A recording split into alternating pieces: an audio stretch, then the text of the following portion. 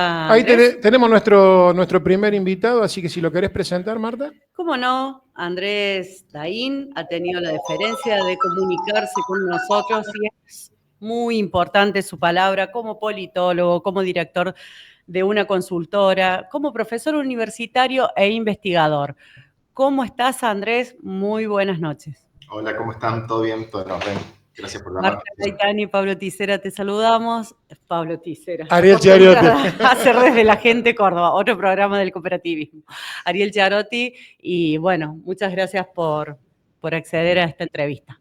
No, por favor, un gusto. Bueno, Andrés, hoy el escenario político nacional está realmente convulsionado y de lo único que se está hablando es de la condena a Cristina Fernández de Kirchner. Como analista político, ¿qué analizás, qué estás viendo con respecto a eso? Bueno, hay una expresión que circula mucho en estos días que es esto cambió todo. Que no sé si cambió todo, pero sí me parece que estamos en esos momentos disruptivos en lo que por lo menos muchas discusiones se vuelven a abrir. Veníamos en un escenario de lo inexorable, ¿no? Quizás lo que más afectaba el estado de ánimo tenía que ver no tanto con el presente, que es muy malo en términos socioeconómicos, sino sobre todo con la falta de perspectiva y de horizonte, ¿no? A pesar que hay un núcleo de apoyo al presidente Milei que sigue sosteniéndose en cierta esperanza, pero quizás una de las, por lo menos para el espacio peronista, pan peronista, pan kirchnerista, uno de los que más, posiblemente las cosas que más afectaba el ánimo tenía que ver con la falta de horizonte, ¿no? Y esto sí que cambió drásticamente desde ese punto de vista.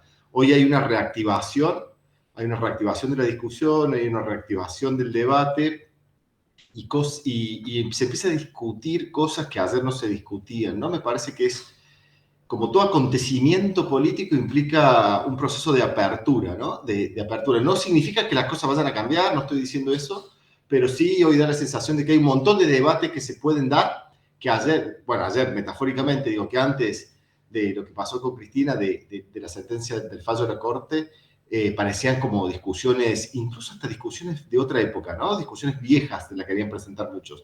Y en ese sentido me parece que sea, la política ha recobrado, sin ánimo de ser tampoco naif ni falsamente optimista, pero sí ha recobrado la política ese lugar de motivación, ¿no? Ese lugar de movilización, ese lugar de expectativa, de interés, básicamente. Se ha roto, me parece que lo que pasó sí es, bueno, una especie de rotura con esa apatía que se expandía, se expandía y se expandía, ¿no? Ay, no lo escucho ahí. No, sí. ¿Sí? Andrés. Hay delay acá. Yo los escucho perfecto, ¿eh? Bien. No te fijes en esto. Ok.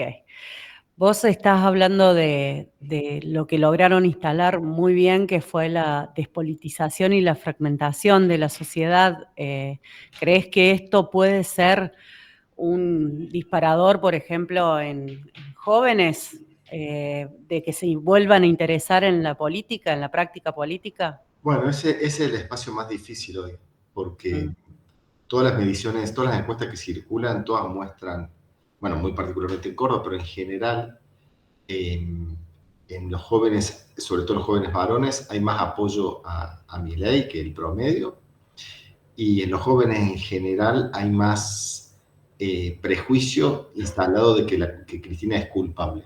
En el resto de los grupos etarios parece ser que, según las mediciones que circulan, insisto, yo no tengo números propios ahora justo sobre esto, pero según lo que circula, como que la cosa está bastante repartida, lo cual también es toda una nota para tomar, porque si uno sigue la agenda mediática o el debate público en general, da toda la sensación de que el kirchnerismo es algo mucho más chico de lo que efectivamente es cuando se lo mide, porque hay grupos etarios en que la cosa está 50-50, 45-55, entre los que creen que Cristina es inocente y los que creen que Cristina es culpable, pero entre los jóvenes esa situación es distinta, digamos, ¿no? Estamos en unos, bueno, la novedad de época sin duda que es Milei, es el mundo libertario, y eso ha tenido una particular capacidad de llegada, como suele suceder en general con las novedades en política, porque también le pasó lo mismo al kirchnerismo en su momento, digamos, ¿no? El kirchnerismo, mucho más todavía que el mundo libertario hoy, logró penetrar fuerte en la juventud de su época, ¿no?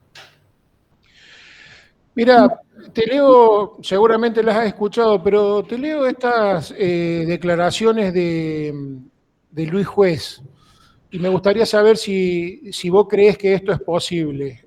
Luis dijo, Cristina Kirchner se fortalece, es inteligente, hoy tiene la centralidad y se ve en el espejo de Lula, por Lula da Silva que estuvo preso y luego volvió a la presidencia.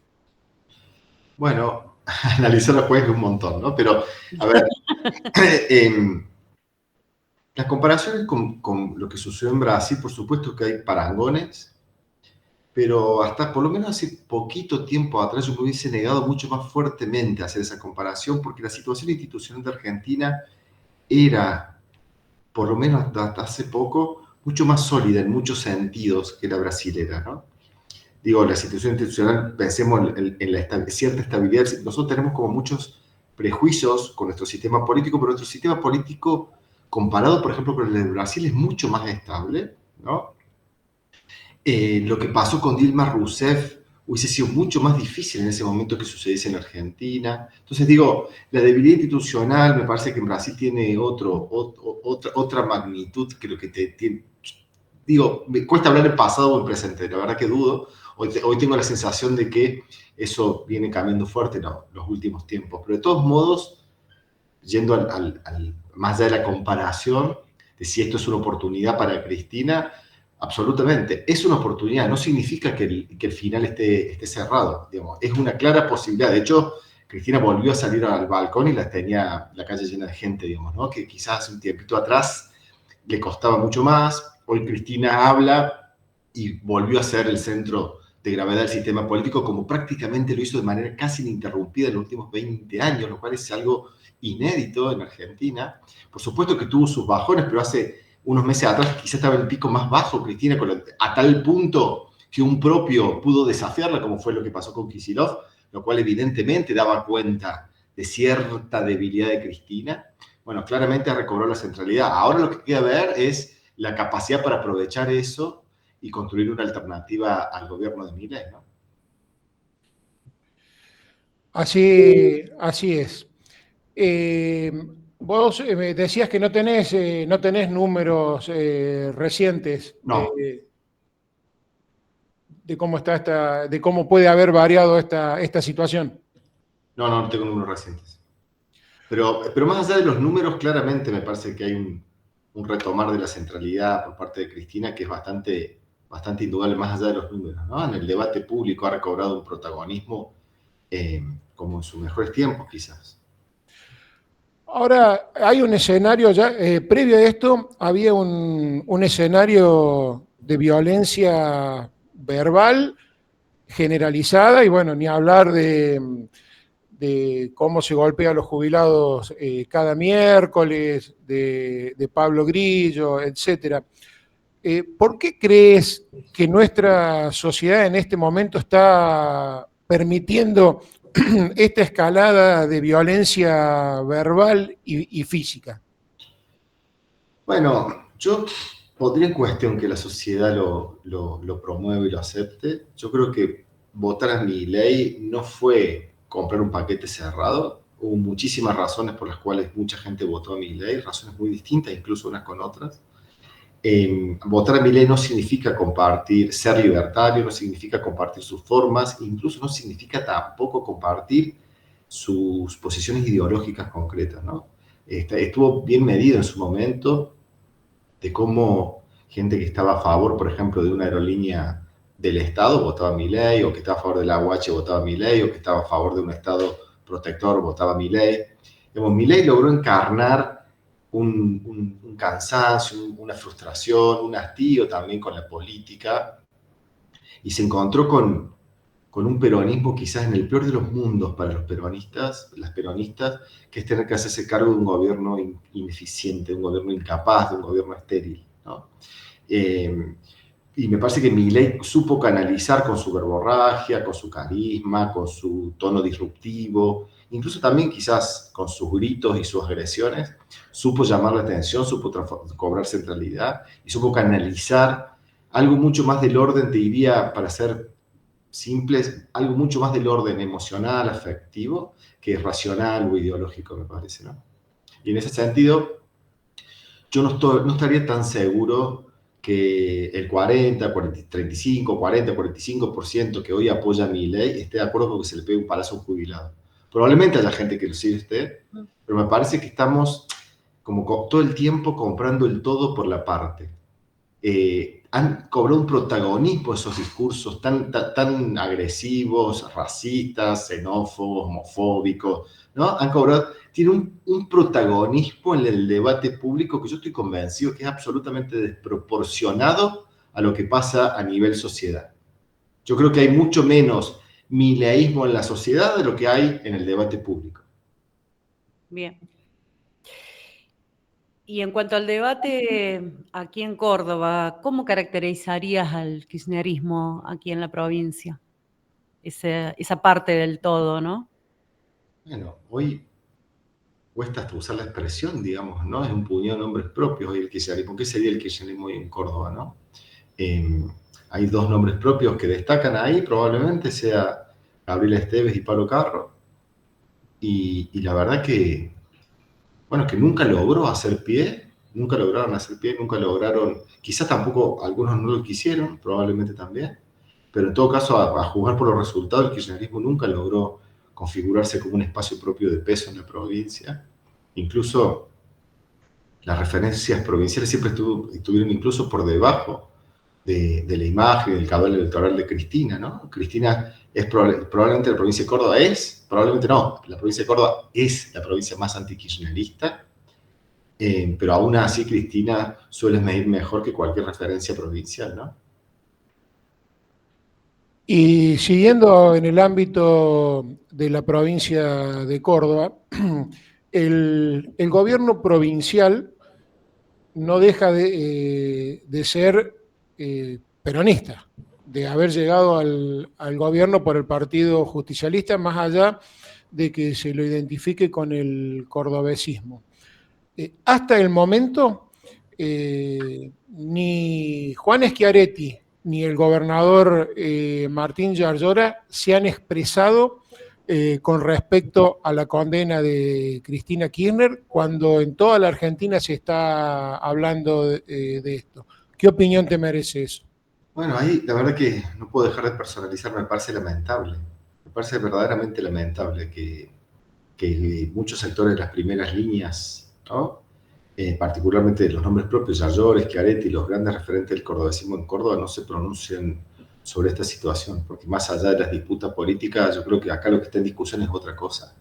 No está en discusión, me parece, en última instancia, la inocencia o la culpabilidad de Cristina, no está en discusión tampoco la corrupción, el problema de la corrupción, la lucha contra la corrupción. Me parece que es bastante evidente que estamos frente a otra cosa, estamos frente a una disputa de poder en donde poderes concentrados, poderes fácticos, están mostrándose como patrones, ¿no? Como los verdaderos dueños, quienes tienen la capacidad de poner límite. Me parece que aquí hay una dimensión aleccionadora en esto para toda la clase dirigente que es innegable, porque, digo, más allá de las valoraciones, las posiciones ideológicas, bueno, es bastante grosero de la diferencia de la suerte, del devenir, del derrotero de las causas judiciales de Cristina, comparándolas con las de Macri, por ejemplo. Incluso te lo dicen, eso lo reconocen hasta periodistas muy conservadores como Alconada Mon, ¿no?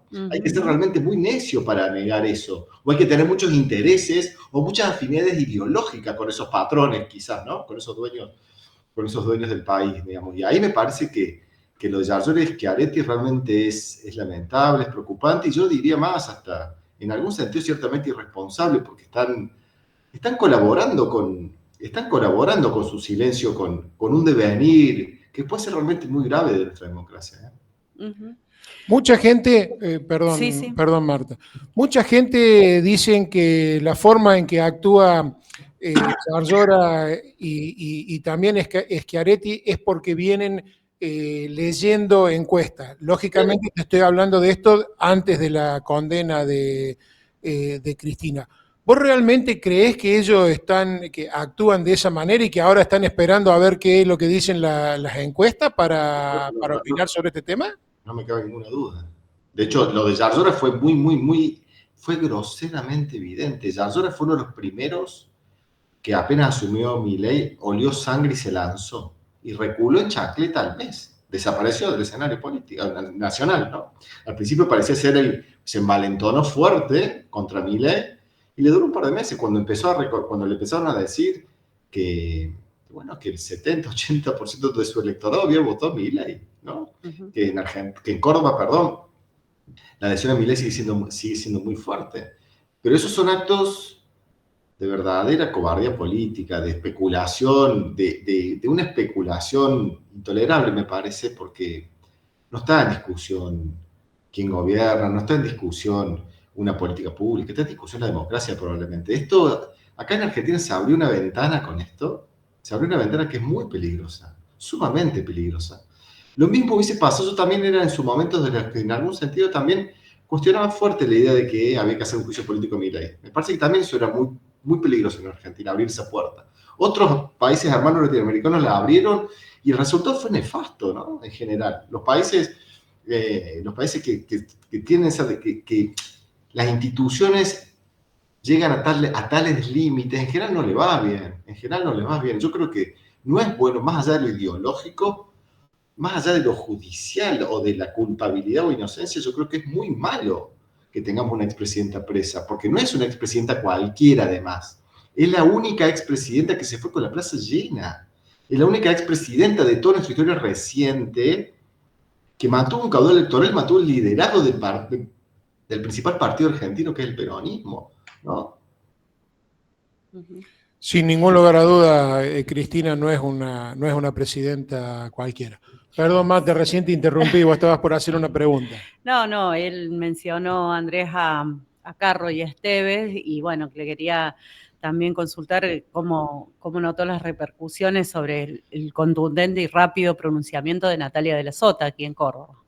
Bueno, esos son gestos, me parece, de dignidad, que hace falta mucho más en la política argentina, ¿no? Me parece que en ese sentido Natalia de la Sota se comportó más allá de sus posiciones ideológicas en particular, sobre alguna u otra política, más allá incluso hasta de su comportamiento, porque en el Congreso de la Nación viene teniendo una actitud bastante más rebelde que el resto de los legisladores de la provincia de Córdoba, del cordobesismo en particular. Pero más allá de eso me parece que son esos momentos en los que, bueno, en los que las cosas se ponen claro sobre oscuro, ¿no? Y hay que tener claro de qué lugar de la historia hay que estar. Me parece que en ese sentido fue un gesto, yo lo tomo claramente como un gesto de grandeza, porque incluso estoy seguro que eso a Natalia le va a generar costos dentro del peronismo de Córdoba, le va a generar costos incluso también frente a la opinión pública cordobesa posiblemente, ¿no? Fue un riesgo lo que ella hizo, pero me parece que son los riesgos que hay que asumir en la política cuando se hace política creyendo que la política es una herramienta de transformación, creyendo que la política hay que hacerla de las convicciones. Por supuesto, si creemos que la política es construcción de kioscos propios y de negociados, bueno, ya estamos discutiendo otra cosa, ¿no? Seguro. Ahora, ¿crees que Natalia de la Sota tiene margen para ir por fuera del cordobesismo, de Hacemos por Córdoba? Bueno, candidata? Ahí es una pregunta compleja, muy difícil de responder. No tengo elementos en términos de información, en términos de rosca política, en términos de posicionamiento de los actores, pero sí hay una dinámica del sistema político argentino de las últimas 5 décadas, que es una dinámica bastante lineal en el tiempo, desde la dictadura a esta parte, que se ha acelerado mucho con la reforma de la Constitución, que es un proceso de lo que la ciencia política llama un proceso de desnacionalización de la política argentina, de provincialización. En Argentina, en las últimas décadas, ha empoderado fuertemente a los gobernadores y la política nacional ha ido perdiendo progresivamente cada vez más poder y más peso. Es un proceso que se ha dado de manera bastante lineal por un montón de variables, ¿no? Por un montón de variables fundamentalmente institucionales, por sistemas electorales, por distribución, por procesos de descentralización, por cuestiones presupuestarias, en contra de lo que muchas veces se afirma en el debate público, ¿no? En el debate público tenemos la imagen de un presidente poderoso y gobernadores sumisos, y eso no tiene que ver con la realidad en general. En Argentina tenemos gobernadores cada vez más poderosos. Entonces, cuando pensamos en eso y ese poder se traduce de muchas maneras y en uno es la capacidad de armar listas que tienen los gobernadores, sobre todo cuando son peronistas y tienen un partido ordenado, la capacidad de armar listas, la capacidad de nominar, la capacidad, por lo tanto, también de controlar las carreras políticas. Y, por lo tanto, las disidencias en las provincias son muy caras. Y en Córdoba tenemos, usted me lo citaron al juez es el ejemplo célebre de lo que estoy diciendo. Pelearse, enfrentar al gobernador, es algo que es muy costoso, muy costoso. Natalia de la Sota, y en ese sentido uno tendería a pensar que por lo menos desde ese punto de vista Natalia de la Sota no tiene muchos incentivos para romper con el cordobesismo. Ahora bien, Natalia de la Sota tiene algo que es único, que es su apellido, ¿no? Entonces también tiene un lugar de fortaleza muy singular, quizás para dar o para tensionar internamente, pero claramente no puedo dar una respuesta. Sí te puedo señalar eso, digamos, ¿no? Que la dinámica de la política argentina en las últimas décadas a mí me haría ser más bien escéptico de una Natalia de la Sota rompiendo con las estructuras del PJ provincial oficial. Bien. Y estuviste hablando de la capacidad de los gobernadores, de la fortaleza de los gobernadores.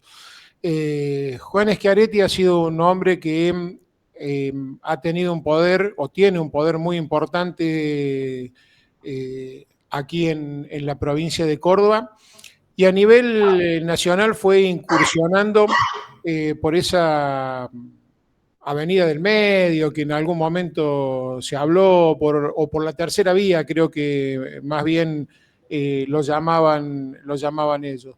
¿Vos creés que hay alguna posibilidad de esa tercera vía en este momento, o directamente esta sentencia y esta movilización del peronismo va a hacer que sea la libertad avanza y el peronismo, el cristinismo, lo que se va a debatir en las próximas elecciones? Yo creo que esa es la gran pregunta.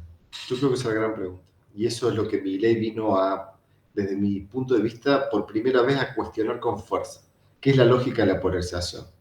Yo soy de quienes siempre estuvo convencido de que el escenario político estaba fuertemente polarizado, por lo menos desde el 2008, y que no había margen para...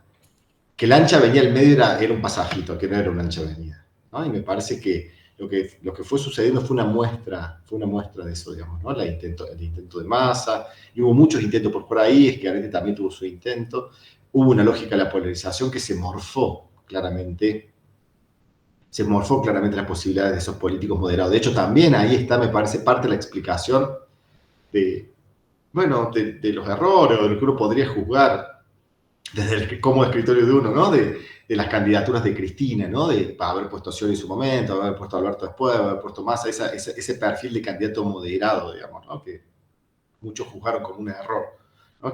Porque no respondía a esa dinámica de la polarización. La pregunta en relación a eso, si Milei es el punto culmine de eso, pues un paso más hacia una radicalización cada vez mayor de la polarización. Y eso creo que está en discusión, creo que está abierto, no sé si está en discusión, yo creo que está abierto eso todavía.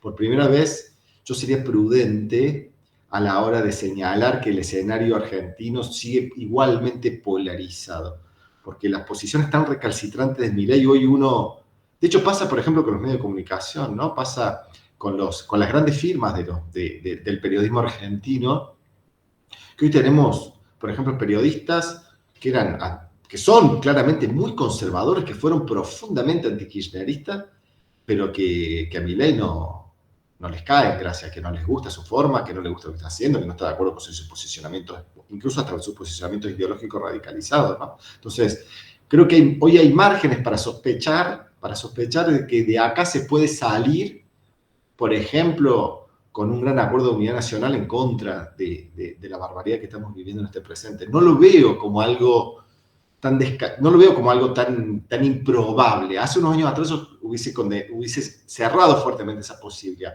Ahora bien, con lo que pasó con Cristina, también hay margen hoy para pensar que esto se puede radicalizar.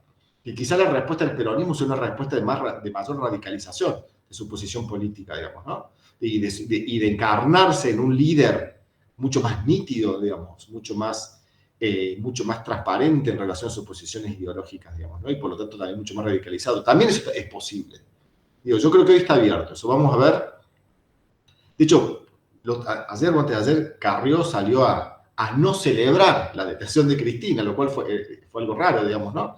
Incluso ella misma dijo que fue como casi amiga de Cristina en un momento. Digo, cosas que antes de ayer eran imposibles, que antes de Milei era imposible que sucediesen. Por lo tanto, creo que el escenario en ese sentido sí que lo veo realmente como nunca en los últimos 20 años verdaderamente abierto. Sí, verdaderamente se están pronunciando todos los espacios, ¿no? Los feminismos también, y te llevo un poco más a lo regional y al escenario mundial. Este experimento que llaman algunos, ¿te parece que ante la unidad nacional o la polarización puede tener graves consecuencias o puede tener ayudas externas, que son los verdaderos intereses, ¿no?, que están detrás de todo esto, de tal manera que bueno, se complejice mucho más el escenario para los países emergentes o de Latinoamérica o los países que la están padeciendo, ¿no? Las grandes mayorías, los grandes países ajustados y padecientes de este experimento. Sí, sin duda el escenario, bueno, cuando decimos internacional, el escenario yo me animaría mejor a hablar con un poco más de prudencia occidental. No es en absoluto alentador, digamos, ¿no? En absoluto alentador. Creo que ahí hay una variable que es como que a todos me parece tendemos como a fingir demencia, que es la pandemia, los efectos de la pandemia, que han sido quizás mucho más profundos de lo que estamos dispuestos a ponerlo dentro del análisis de coyuntura. Y después también hay otro fenómeno que es, bueno, que es muy claro y muy bestial, muy brutal, que es el proceso de concentración de la riqueza, ¿no? Que no solamente se da en los países subdesarrollados, como quizás hace unas décadas era la cualidad, sobre todo de América Latina, más que la pobreza era la desigualdad. Bueno, en los países centrales las brechas de desigualdad se están abriendo muy fuertemente, muy fuertemente. Y por lo tanto también tenemos una centralidad, digamos, ¿no?, de un pequeño número de personas, una capacidad de influencia y un poder como quizás la humanidad no vivió nunca en su historia, ¿no? Fíjate lo que pasa en Estados Unidos con Elon Musk, sin ir más lejos, ¿no? Alguien que está encabezando la carrera espacial, que es capaz, que tiene, digamos, tiene la red X como su propiedad y la usa con un descaro, digamos, con una impunidad en función de sus intereses políticos y económicos. Me parece que estamos en un contexto realmente muy complejo, muy incierto, en donde hay dimensiones y transformaciones muy profundas de la sociedad. Basta mencionar el desarrollo de las tecnologías, de las tecnologías de la comunicación, de la tecnología en general, la inteligencia artificial, bueno, no sé, un montón de fenómenos, ¿no? La cuestión ambiental también, un problema realmente muy grave. Me parece que el escenario está muy revuelto a nivel, no solamente en Argentina, nosotros estamos muy acostumbrados, ¿no?, a escenarios revueltos en Argentina, pero hoy estamos en un presente en el que los escenarios a nivel global, o por lo menos occidental, como decía antes, están realmente muy raros, muy enrarecidos. Aprovecho que estás hablando del ámbito internacional para consultarte tu análisis o tu opinión con respecto a que Argentina ha sufrido atentados internacionales, la AMIA principalmente, en la década del 90. Y en un momento una parte del mundo está condenando el accionar de Israel, en un momento en que se ha desatado la guerra, nuestro presidente se muestra más cerca que nunca de Netanyahu. ¿Crees que eso nos puede traer nuevamente consecuencias complejas?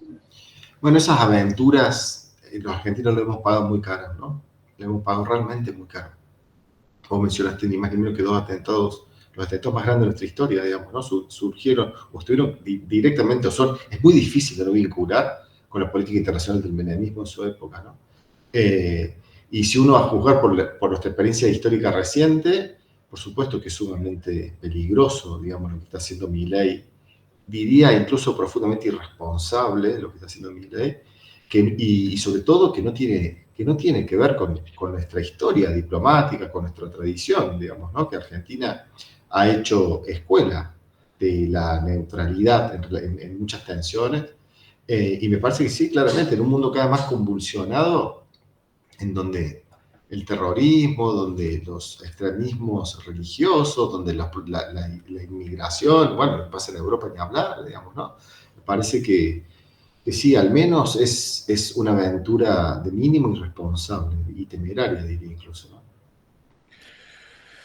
Bueno, Andrés, realmente te hemos paseado por todos lados, te hemos consultado de la política local, de la nacional, de la internacional. Te quiero transmitir un saludo que me está llegando por WhatsApp del presidente del Partido Solidario Córdoba, Pablo Tisera, quien te agradece la gentileza de brindarnos la entrevista. Este programa es auspiciado por el Partido Solidario Córdoba. Le mando un fuerte abrazo a Pablo también. Un lujo. Muchas gracias, Andrés, por tus reflexiones. Si querés dejarnos como un mensajito de esperanza, estaría bueno. Bueno, yo creo que lo estamos viviendo en estos días, aunque suene paradójico, me parece que abre un poco no sé si la esperanza, porque quizás puede quedar un poco ingenuo, pero sí yo creo que se rompió o se resquebrajó un poquito al menos, la dinámica, el círculo vicioso de la apatía política, digamos, que en Argentina que nos ha costado tantos dolores, digamos, ¿no? Me parece que eso, encontramos un momento realmente importante en el que la apatía generalizada se ha resquebrajado, y eso siempre para los que creemos, por lo menos, me incluyo fuertemente, en la política como una herramienta de transformación, en la democracia como un instrumento de poder de las grandes mayorías, me parece que hay razones por lo menos, para levantar un poquito el ánimo. Bueno, muchísimas gracias, Andrés. Seguramente vamos a intentar contactarte nuevamente porque es muy rico todo lo que nos expresas. Enorme gracias por esta entrevista y un gran abrazo. Muchas gracias a ustedes, como siempre, por la llamada. Un gusto. Buen fin de semana. Igual.